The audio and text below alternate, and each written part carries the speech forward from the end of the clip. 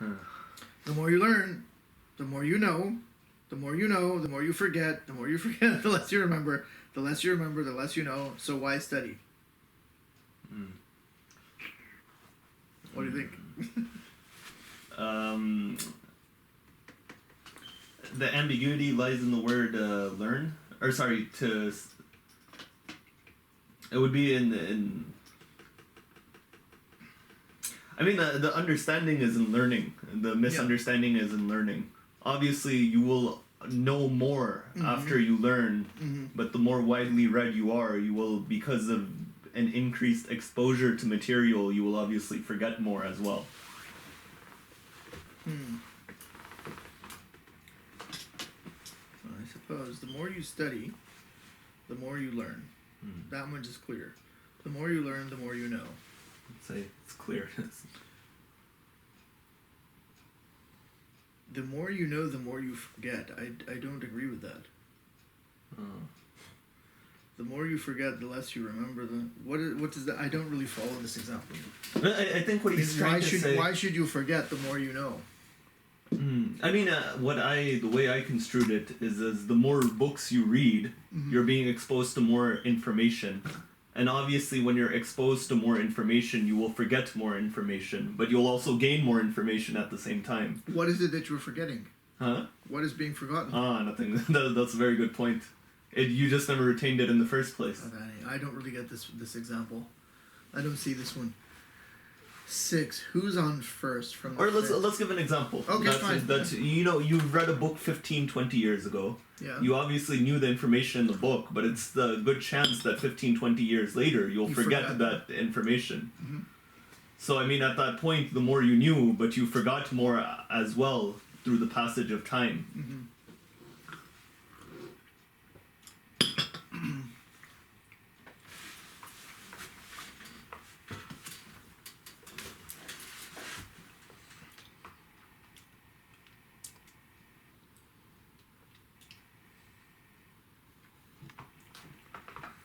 I think he's confusing learning and memory.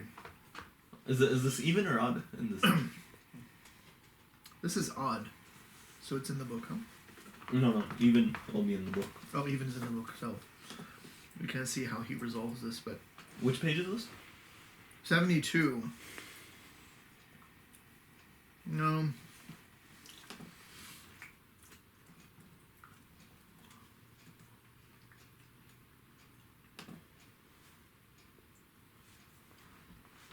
I don't know. I don't want to spend any further time on this. Who's on first?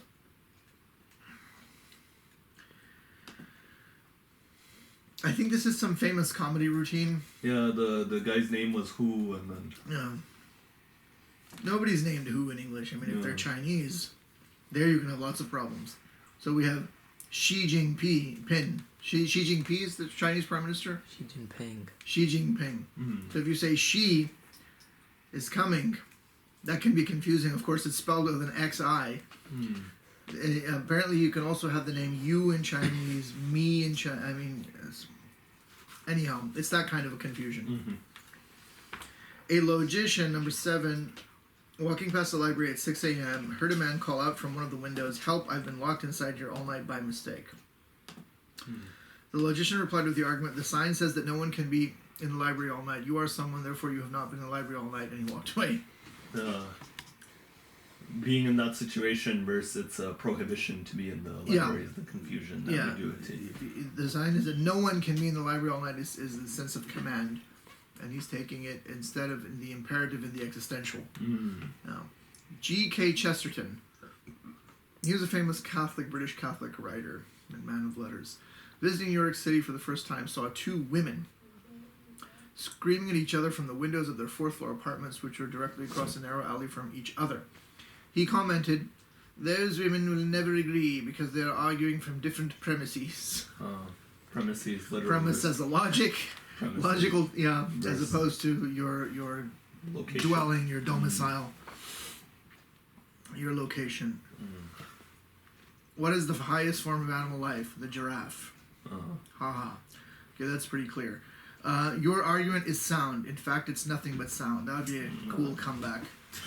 That's clear enough. A Russian English language translator computer, this must have been before Google Translate, or maybe after, was tested by being given the sentence, "The spirit is willing, but the flesh is weak." They translated into Russian, and then back into English it came out, "The vodka is agreeable, but the meat is too tender." Apparently spirit and vodka have some sort of connection. Yeah, spirit, methylated spirits, alcoholic drinks. And then flesh in the sense of meat. Meat. Foreign language teacher informing a student that he had failed a test on pronunciation. "I will now pronounce your sentence." That's funny. That's really good. funny. That's good pun. Good pun. This is clear also. "Oh, I am very fond of children," said the giant to Jack. Okay, he actually likes to eat them. Jack and the Beanstalk. He cares for her. Taking care of He could be his nurse. He could be the nurse, right? Or, emotional Caregiver, attachment. yeah. Okay, number 15. "I couldn't work for NASA because safety regulations demand that some missions be aborted, and I don't believe in abortion." That's clear enough. "The English don't drive on the right side of the road, therefore they drive on the wrong side." That's also obvious. This looks good. "The 9th century philosopher John the Scot Erugena was sitting at dinner with the rude, racist, and very drunken King Charles the Bald, who said to him in a feeble attempt at humor, 'Tell me, John, what separates a Scot from a sot?' The philosopher answered, 'Only the width of the table, sire.'"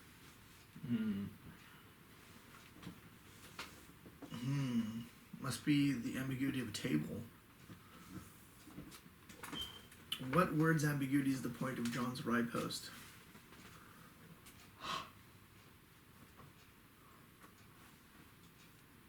Really not sure. Sorry, what was the last one? Number 17. I'm really not sure what that sentence means. What was the sentence? What separates a Scot from a sot? The letter C? I don't know. Only the width of the table? I don't know. No, that's what could be. The letter C is possible. I'm sure it's something in the difference in the meaning in that letter as well. Okay, 18. "Why do you love violence?" "Because I am pious." That's ridiculous. No, that's logical. "To be like what God is to be godlike, and what God is love. Therefore, to love is godlike. To be godlike is to be pious. Therefore, he who loves is pious.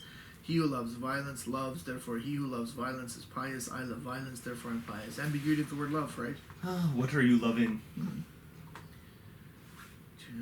Okay. "If you move, you're dead. If you're dead, you can't move. Therefore, if you move, you can't move." Oh, this is silly. "You are if you move, you are dead." Is presumably someone's holding a gun on someone. Yeah. So the "you are dead" here means that if you move, you will be shot dead. If you're dead, you can't move. If you are in fact physically dead and the rational soul has departed from your body, so it's in the phrase "you are dead," and you can't move. Anyhow, President Clinton. Yeah, let's just leave that one. I remember when that happened. Number 21. "Evil makes you think. Thinking makes you wise. Being wise is good, therefore evil makes you good." It depends on what you mean by makes you think. Evil compels you to ponder certain, philosophical questions, I suppose, ethical questions. So it's not evil that makes you good. It's thinking about the problem of evil. That's what it is. Could potentially make you good, right? "Nothing is more expensive than diamonds, but paper is more expensive than nothing. Therefore, paper is more expensive than diamonds." Nothing. The first one refers to everything. There's nothing more expensive, and that refers to nothing in its literal sense, meaning no thing. Okay, those are instructive. Then we have what's called amphibole. Amphibole is not. Amphibole is not an ambiguous word or phrase, but ambiguous syntax. Problem is that amphibole can also refer to tashkik, or tashkik al-wujud, but typically Catholic philosophers like Kreeft for that logical term they use for tashkīk, they use analogical. They don't use amphibole or amphibology. So he's using amphibole here with reference to ambiguous syntax. تشكيك الوجود. So simple puns are based on equivocation. Slightly longer language jokes, Kreef says, are based on amphibole. So he gives an example. What word is pronounced incorrectly by nearly all English people? Answer the word incorrectly. So,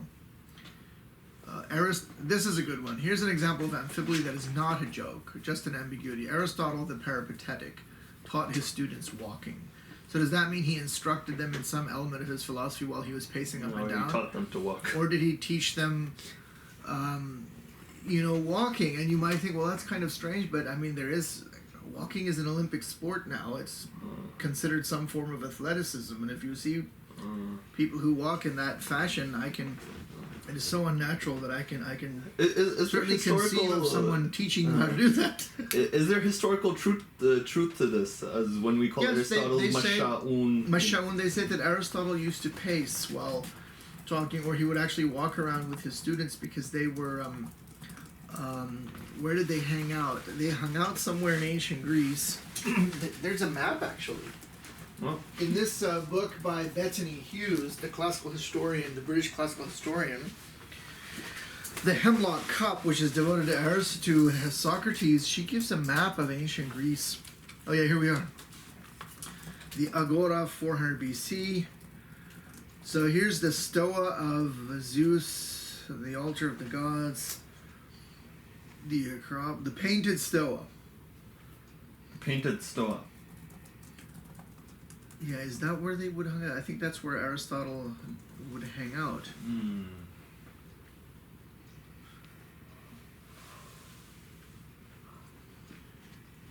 Is that correct?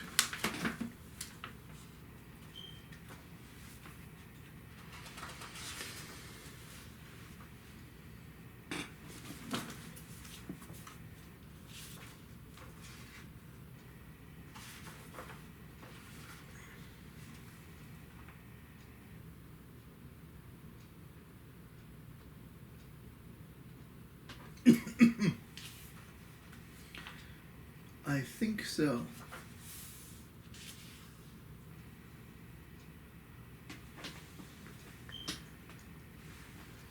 Well, she gives a whole history of the whole layout of the city. I'm sure it's in here. So I think he used to stroll around. Okay, while teaching. Some kind of there were some sort of pillars and there was some kind of a roof there, and people used to. Saqifa. It's a saqifa. Yeah. It's a covered porch of some kind, some covered portico. Yeah. And they would hang around there, and I think people used to exercise as well, and it was some sort of place. So yes, it is true he used to walk around while teaching, but he was not teaching them how to walk. Yeah, he just gives some funny examples here. First one. There was this show that used to come on called The Tonight Show. There was a guy named Jay Leno, and he used to come and bring these newspaper headlines that were the wench. Yeah, so he has a bunch of these: wench for sale, complete with rope. Summer rental, 5-room house with wood paneling plus small guest and garage in rear. Advertisement in Princeton Town Topics. It won't be real New England clam chowder unless you put your heart into it. Some of these are funny. Guest for lunch, one way to solve eating problem. Samuel Johnson, this is very good. Number 6. I shall lose no time in reading your manuscript. I shall lose no time in reading your manuscript. Yeah, it can either mean that he will read it very quickly, he'll give all sorts of devotion, or he's not going to waste his time on reading it because your manuscript is not worth it. Here's another one, Samuel Johnson. Sir, I have your manuscript before me. I am sitting in the smallest room in my house. Soon I shall have your manuscript behind me. He was a very witty man. All right, so enough. I mean, we can laugh about these, but do you understand where the amphibole is? In the last example, for example. Well, I shall lose no time in reading your manuscript. Yeah. As you mentioned. It's the whole phrase, lose no time in reading. What does that exactly mean? And have your manuscript before me. It's a faulty syntax. It's not he's in a room that is so tiny. It means the thing is in front of me, I'm going to finish reading it very quickly. So it has that ambiguous syntax. Would you rather a cannibal ate you or a shark?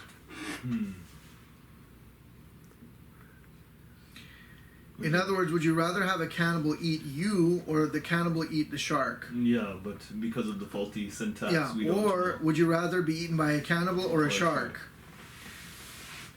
How to cook yourself. Cook yourself, literally, or how to cook on your yourself. own. I don't get this one. What does this mean? Drive this 4x4 fully loaded. Drive this 4x4 fully loaded. Either the car itself is fully loaded, the 4x4, or you should drive it fully loaded with passengers or presumably some sort of transport. Or does it mean all the options? Fully loaded means all the options. Leather and, I don't know, CD leather, changer. stereo, Okay. all that. This one is also good. Dogs bathed, comma, fleas removed and returned to your house for $40. Very good. So, yeah, does it mean that the dog is given a bath and defleed and taken back to the owner, or you take out all the fleas and give them to the owner? I don't understand this one. What is it? And the skies are not cloudy all day.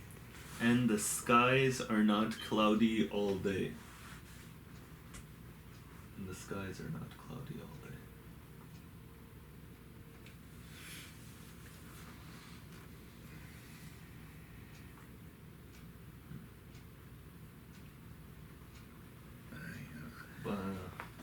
It defeats me.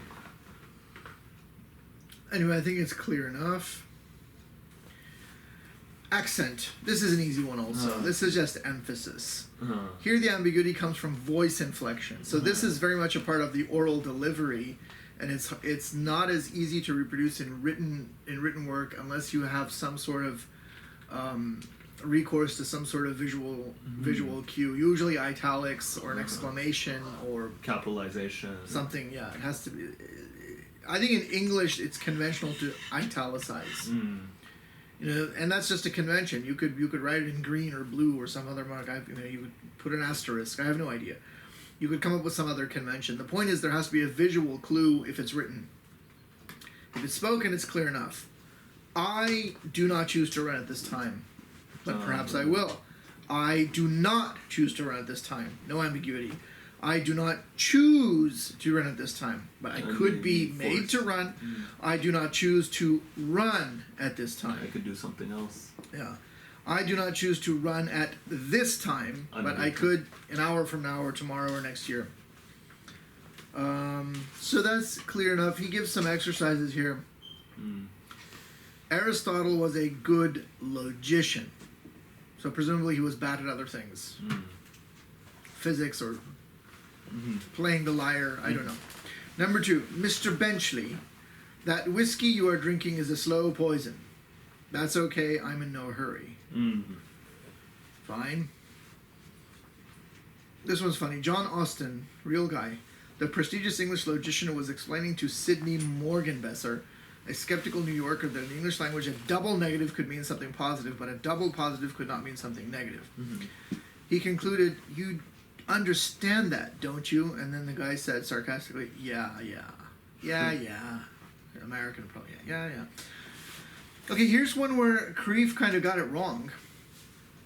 The quotation, he got it wrong. The old King James Bible used italics for words that were not literally in the original Hebrew. If you don't know that and you read the King James Bible, you'll be very confused. So there are words in italics in the King James Version, and that means that word is not there in the Hebrew, but it's implied in the Hebrew of the Masoretic text. Or presumably the Greek if it's in the so-called New Testament. Thus the ambiguity of the following. And he said, saddle me an ass, and they saddled him. Now if you actually go and look this up, this is in 1 Kings chapter 13 verse 13, which actually reads, and I quote, and he said unto his sons, saddle me the ass. So they saddled him. So they saddled him the ass, and he rode thereon. And anyway, so he didn't get the quote right. Interesting. And it's really not that. You have to realize that some of these ambiguities are language specific. So in this case, if we look at the translation of this passage in Arabic, in the most widely used Arabic translation of the Bible, which is Protestant, is by a guy named Van Dyke. Al-Muluk al-Awwal 13 فقال لبنيه شدوا لي على الحمار فشدوا له على الحمار فركب عليه. خلاص. And there's no ambiguity in Urdu as well. I checked that as well. So it's only in English. Now, these are all not very, I think these are all pretty straightforward examples. This King James one wasn't very exciting. The best example, really, probably in English literature, is the speech he quotes from Shakespeare. That's the famous Shakespeare play Julius Caesar. It's the speech of Mark Antony after Julius Caesar has been assassinated. He was assassinated. The main guy behind that was a guy named Brutus.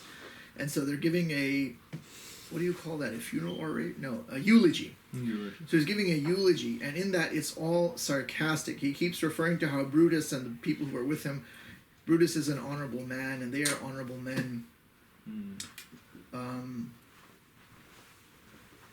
It's in Act 3, Scene 2. In the Signet Classics edition published in New York, 1987, it's page 91, lines 85 to 96, the whole thing. He says, "Come I to speak in Caesar's funeral, he was my friend, faithful and just to me. But Brutus says he was ambitious, and Brutus is an honorable man." It's like that. He's not an honorable man. No. "He hath brought many captives home to Rome, whose ransoms did the general coffers fill. Did this in Caesar seem ambitious? When that the poor have cried, Caesar hath wept. Ambition should be made of sterner stuff, yet Brutus says he was ambitious, and Brutus is an honorable man." This goes on for pages. I don't know if you studied that in high school, but we took this in high school. We did. Very, very famous. So then we have slant